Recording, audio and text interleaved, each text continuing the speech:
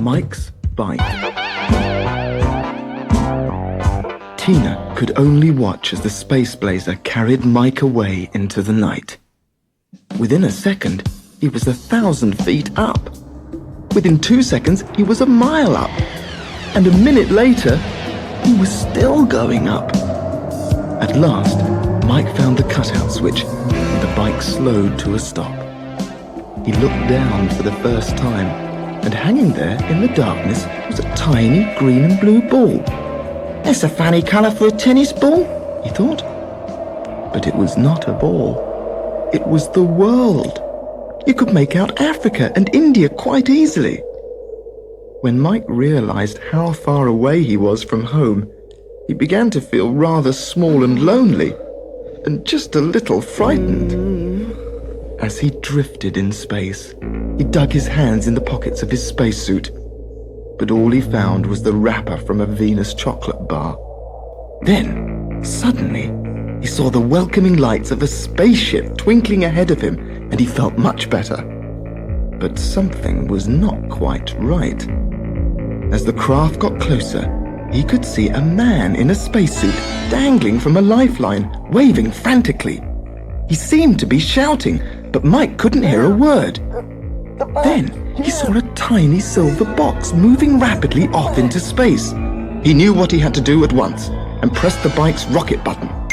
The machine roared into life, and Mike zoomed after the floating, spinning box. Scooping it up, he tucked it in his space pocket and headed towards the spaceship. He pulled alongside the enormous grey hull. As he climbed into the airlock, a great cheer went up from the crew. He was a hero. "Smart work, kid," said the captain. "That box is vital, you know. It's our space compass. We'd have been lost without it." He tried to mop his brow, but he was still wearing a helmet.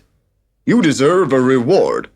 "Well, I'd just like to go home, please," said Mike. "I'm feeling really tired." So the captain put the ship into hyperdrive and set his course for Earth, using the space compass. Wow!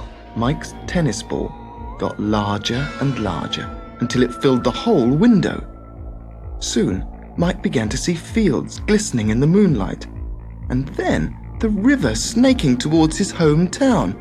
"That's where I live," he shouted. "Can you drop me off here?" The captain pinned a special medal on Mike's suit and steered the ship carefully until it hovered right over his house. "Stand over the launch chute," he said. Mike picked up his helmet and walked to the tube. Suddenly, there was a strange noise, and he felt himself falling. Mike clutched wildly at the air with his hands, and then shut his eyes. When he opened them again, he was in his bed, and the sun was streaming in through the window. He rubbed his eyes and looked up at the poster on the wall. "There's the space blazer. And Tina." So it was all a dream. But he had not looked under the bed.